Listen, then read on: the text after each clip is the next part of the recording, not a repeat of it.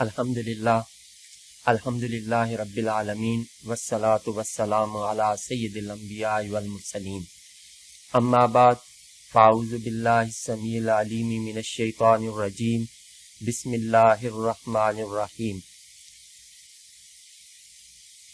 رب اشرح لی صدری ویسر لی امری واحلل عقدۃ من لسانی یفقہوا قولی صدق اللہ العظیم اللہم صلی علی سیدنا و مولانا محمد وعلی آل سیدنا و مولانا محمد وبارک وسلم۔ الحمدللہ ہم نے سورہ بقرہ کے اسباق اور اس کے تفصیلی خلاصے کا مطالعہ کیا۔ آج سے ہم سورہ آل عمران کے اسباق شروع کریں گے، لیکن اس سے پہلے میں سورہ آل عمران کا تعارف اور اس کا پچھلی سورت کے ساتھ جو تعلق اور ربط ہے اس کی وضاحت کروں گا۔ سورہ آل عمران قرآن کریم کی تیسری سورہ ہے۔ اس میں 200 آیات اور 3542 الفاظ ہیں۔ اس سورہ کا نام آل عمران یعنی عمران کے خاندان والے۔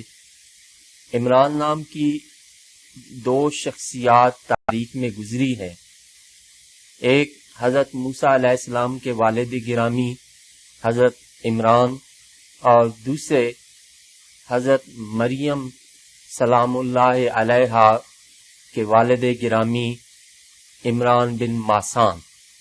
لیکن اس سورہ میں آیت نمبر 33 میں جو آل عمران کا لفظ آیا ہے تو اس کے سیاق و سباق کو دیکھا جائے تو اس سے یہ چیز واضح ہو جاتی ہے کہ یہاں آل عمران سے مراد حضرت مریم سلام اللہ علیہا آپ کے والد گرامی کا جو ہے وہی مراد ہے۔ اس سورہ کی ابتدائی 83 آیات نجران کے عیسائی وفد کے سلسلے میں نازل ہوئیں، جو 9 ہجری میں سرکار دو عالم صلی اللہ علیہ وسلم کی خدمت میں حاضر ہوا۔ یہ پہلا موقع تھا جب نبی کریم صلی اللہ علیہ وسلم نے کسی دوسرے گروہ پر گفتگو کے ذریعے حجت قائم کی۔ وہ وفد 9 ہجری میں 60 افراد جن میں سے 14 سردار تھے آپ کی خدمت میں مدینہ منورہ حاضر ہوا۔ ان کے سرکردہ افراد 3 تھے، عاقب جس کا نام عبد المسیح تھا، سید جس کا نام اہم تھا، اور لاٹ پادری جس کا نام ابو حارثہ بن علقمہ تھا۔ اور وفد نجران سے آپ صلی اللہ علیہ وسلم نے حضرت عیسیٰ علیہ السلام کی پیدائش، ان کی رسالت، اللہ تعالیٰ کے بندے ہونے پر تفصیلی کلام کی فرمایا۔ ان کو مباہلے کی دعوت بھی دی۔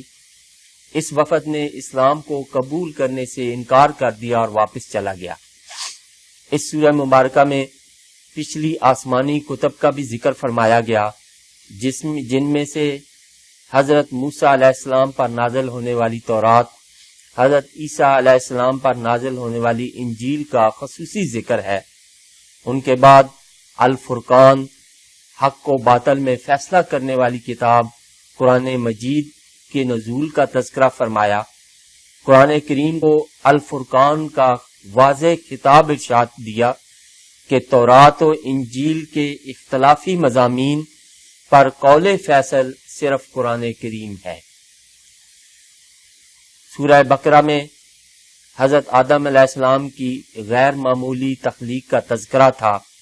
اس صورت میں حضرت عیسیٰ علیہ السلام کی غیر معمولی تخلیق کا تذکرہ ہے کہ حضرت آدم علیہ السلام ماں اور باپ کے بغیر تخلیق ان کی ہوئی، جبکہ حضرت عیسیٰ علیہ السلام بغیر باپ کے پیدا ہوئے۔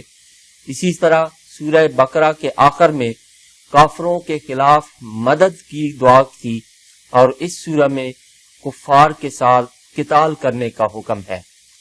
اس صورت کے اہم موضوعات رد مسیحت، رد یہودیت، عقیدہ توحید، رسالت کا اثبات، حج، قتال فی سبیل اللہ کی فرضیت اور سود کی حرمت ہے۔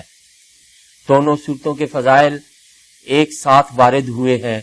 آپ صلی اللہ علیہ وسلم نے ارشاد فرمایا کہ سورہ بقرہ اور آل عمران کی تلاوت کیا کرو، یہ دونوں قیامت کے روز بادل کے ٹکڑوں یا صف بستہ پرندوں کے گروہوں کی شکل میں اپنے پڑھنے والوں پر سایہ فگن ہوں گے۔ یہ مسلم شریف کی صحیح حدیث طیبہ ہے۔ سورہ بقرہ اور آل عمران روز قیامت اپنے پڑھنے والوں کی سفارش کریں گے۔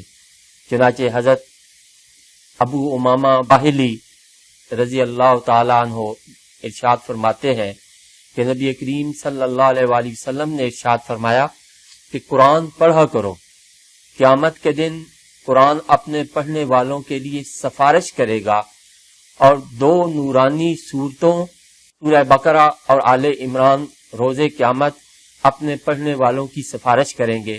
چنانچہ حضرت ابو امامہ باہلی رضی اللہ تعالیٰ عنہ سے روایت ہے کہ نبی کریم صلی اللہ علیہ وسلم نے ارشاد فرمایا کہ قرآن کریم پڑھا کرو، قیامت کے دن اپنے پڑھنے والوں کے لیے سفارش کرے گا۔ دو نورانی صورتوں یا سورہ بقرہ اور آل عمران کو پڑھتے رہا کرو، یہ دونوں قیامت کے دن اس طرح آئیں گے جیسے دو سائبان یا دو بادل پر